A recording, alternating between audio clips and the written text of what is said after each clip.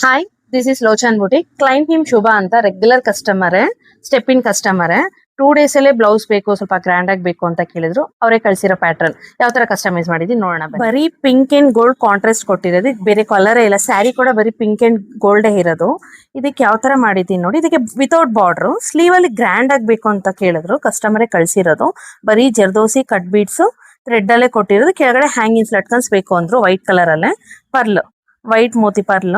ಅದರಲ್ಲಿ ಹ್ಯಾಂಗಿಂಗ್ಸ್ ಕೊಟ್ಟು sleeve full all over ಬುಟ್ಟಾಸ್ ಬೇಕು ಅಂದ್ರು. ಪಿಕ್ಚರ್ ಅಲ್ಲಿ ಕೂಡ ಇದೇ ತರ ಆಲ್ ಓವರ್ ಬುಟ್ಟಾಸ್ ಇತ್ತು.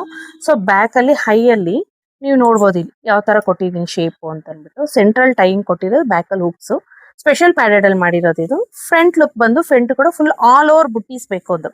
ಪ್ಯಾಟರ್ನ್ ನೋಡೋದಕ್ಕೆ ಸಿಂಪಲ್ ಆಗಿದ್ರು, ಗ್ರ್ಯಾಂಡ್ ಆಗಿ ವೇರ್ ಮಾಡಿದಾಗ ಗ್ರ್ಯಾಂಡ್ ಲುಕ್ ಬರುತ್ತೆ. ನೆಕ್ ಲೈನ್ ಕೂಡ ಸಿಂಪಲ್ ಇದೆ. ಸ್ಲೀವ್ಸ್ ನಿಮ್ಗೆ ಇದಕ್ಕೆ ಹೆವಿ ಗ್ರ್ಯಾಂಡ್ ಆಗಿ ಕಾಣಿಸ್ತಾ ಇರೋದು.